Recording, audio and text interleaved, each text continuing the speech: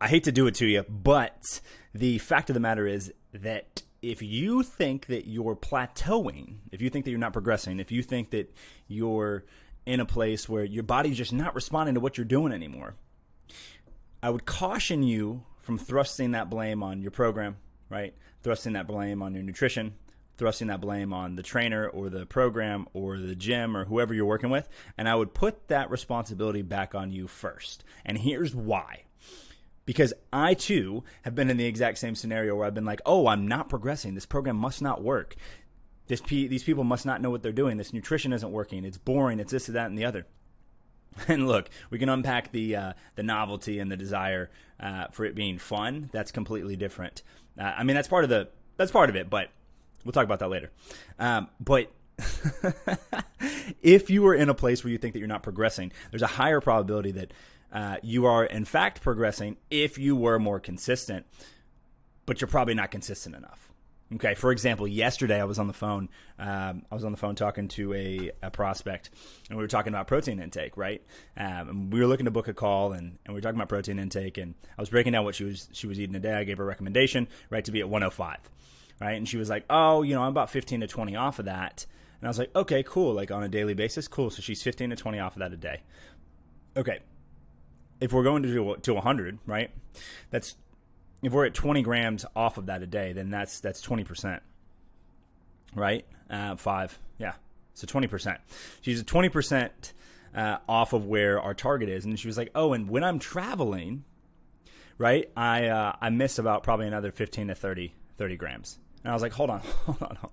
So you mean to tell me that when you're traveling, you're not even hitting 80 grams, right? You're hitting more like 65, okay? So then that is a 35 to 40, right? 65 or 60. That's a 35 to 40% drop from where we want her to be. And I was like, okay, prospect, how many times a month are you traveling? And she was like, oh, I'm traveling 7 to 10 days minimum. I was like, okay, so for 10 days out of the month minimum, 33% of the month, you're missing your protein goal.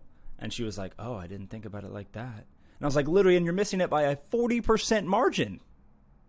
You're missing it by 40%. Do you think that if a third of the time you're not hitting your goals, you're not showing up to the gym, you're not fueling yourself with the right foods, you're not hydrating, you're not sleeping, you're not de-stressing, you're not meditating, you're not putting yourself in the place to put in the daily deposits, do you really think that 33% of the time that you're not doing it all day, you're only hitting it 66% of the time that you're going to progress? Do you think that that's a problem with the program? I mean, it could be, but it's probably different than what you think it is, right? And so let's unpack that, right? So I don't think that you're just plateauing. I don't think that you're just not progressing because your body's adapting. I think you're not working hard enough, unfortunately, and I know that probably hurts, and that's not something that you want to hear. But you're probably not progressing because you're not consistent. It doesn't mean that you have to send it to the moon and do a wild workout today and every 14th day and not work out any other times. But you do need to be more consistent, right? And if you're in a place where you feel like you've plateaued and you're still working out every day and you're still doing what you need to be doing, then I would maybe look at the program, okay? And so let's break down the program, your nutrition, right? Your fitness, the fitness side, the nutrition, and then the accountability, right? Because those three things are all levers that we can pull to increase our consistency, right? To increase our likelihood of achievement for goals. Being more rigid in certain areas and being more flex in other areas can help us there. So let's unpack these. So first, the fitness, right?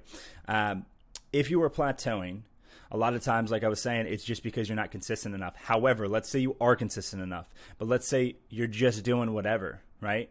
If you were just walking, that might be a good place to start, but you're going to have to progress, right?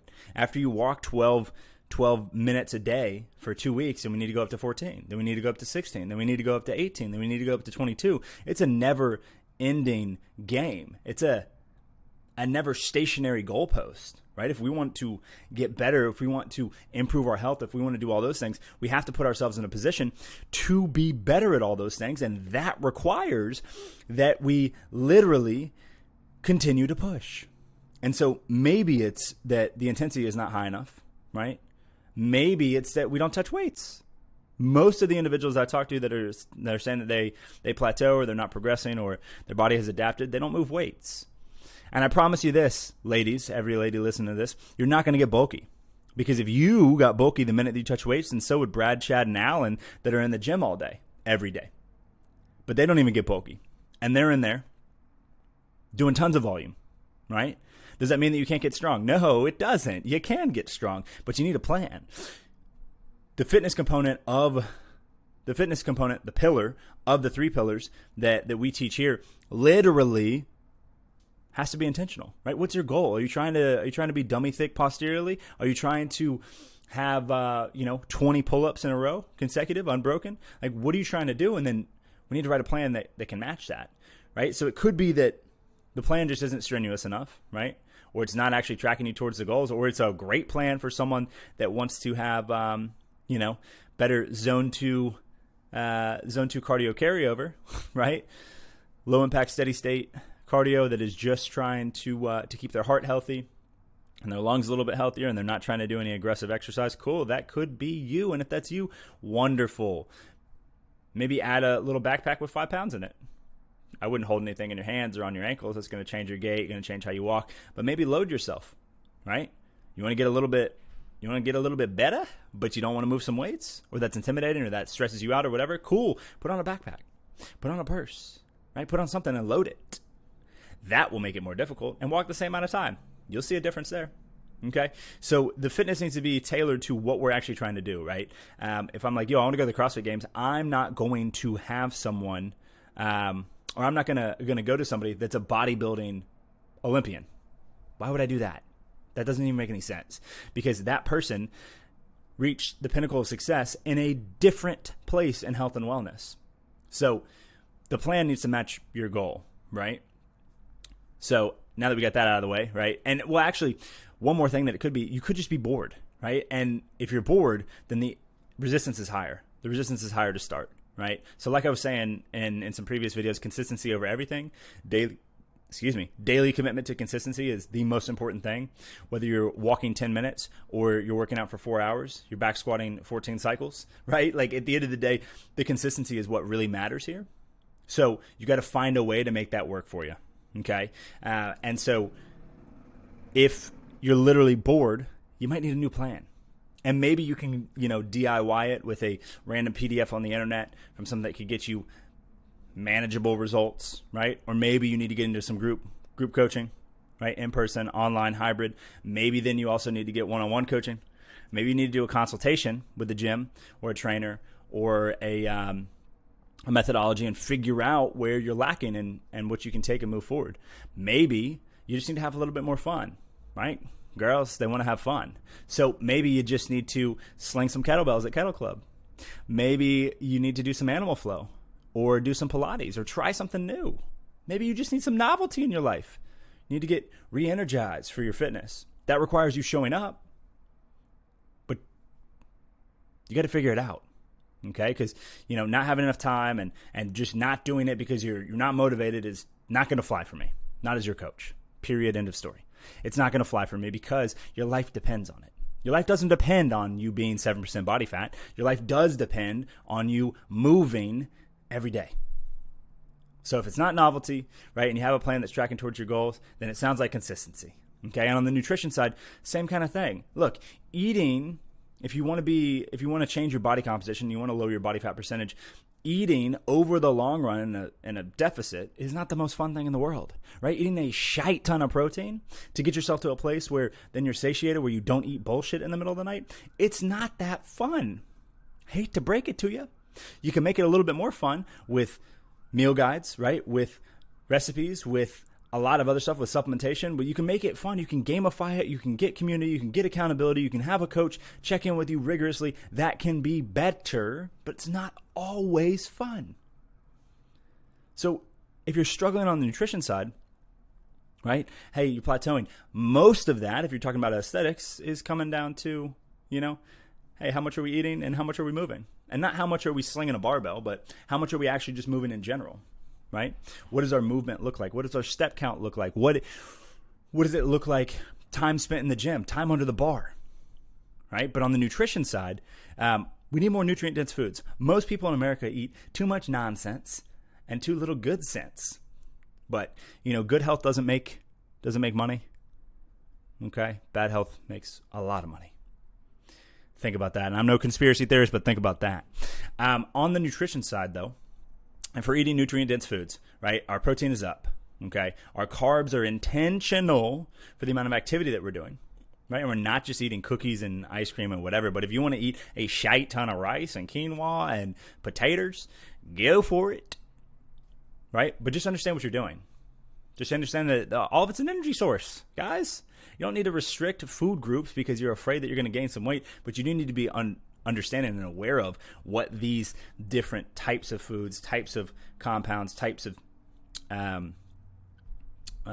meals will do to you, right? And it's not that like, hey, you eat a carb or you eat a sugar or you eat a Reese's cup and you're going to be huge. No, it's usually the small habits day in, day out that when they add up to volume, they're the things that really interrupt everything else. Okay, so keep that in mind that like literally it's not game over, I promise.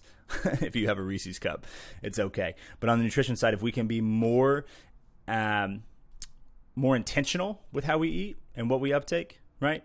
And what we take in and what's going on, then we'll be in a better spot. Okay, so on the nutrition side, also you can make that a little fun. You can meal prep. You can also just say, hell no, I'm just going to order my meals from Icon, from Eat Clean Bro, from Factor, from Flex Meals, from whatever. Like, you don't have to use our partner, but you should make eating a little bit more fun, a little bit more novel. Protein first, balanced meals. That'll help you not plateau. Promise. And then the third thing is accountability, right? The accountability in the community are the things that really keep you consistent across both of those things, right? And it makes it a little bit more fun.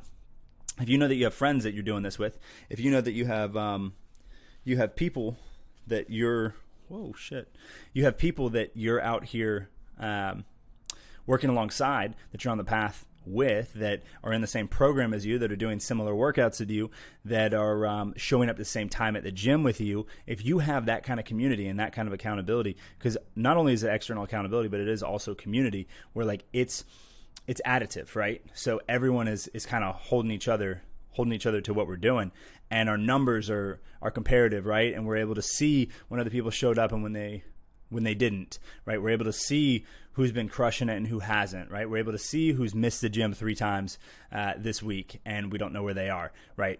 Can we do a wellness check? Can we check in on what they're doing with their life, because we want to make sure that they get back on track, right? At the end of the day, consistency, right? Plateauing, right? Getting to the place where, oh man, my body is adapted. Like, frankly, I don't buy it. And I don't buy it especially because I don't have enough information, number one. But number two, we just need to pull one of the levers a little bit more, right? And most people that are inconsistent or plateauing or unable to adhere to the nutrition or the fitness, they just don't have accountability. And you don't have to get an accountability partner through paying a coach thousands of dollars. I'm not saying that that's the only way to do it. That is one way, and that is a very great way, because there's an inherent or implicit benefit to them to show up for you more so they can keep coaching you. So in my mind, that's kind of the best way to have coaching, right? Pay for it, because then they can't skirt it, right? They'll be there. They'll check in on you. They'll reach out because they want you to keep paying them for coaching. And so they're going to give you a great result, in theory. Not everyone. But yeah, that's what I would say for consistency on the, hey, I'm plateauing. Hey, I don't know. My body's adjusted. Like, unfortunately, I don't buy it. I don't buy it. And it could be true, and I could be a stupid-ass 27-year-old that doesn't know what they're talking about, that doesn't have any life experience, that you should take with a grain of salt. But if I'm not, if there's any chance that I'm not, just be more consistent. It'll change your life. Okay.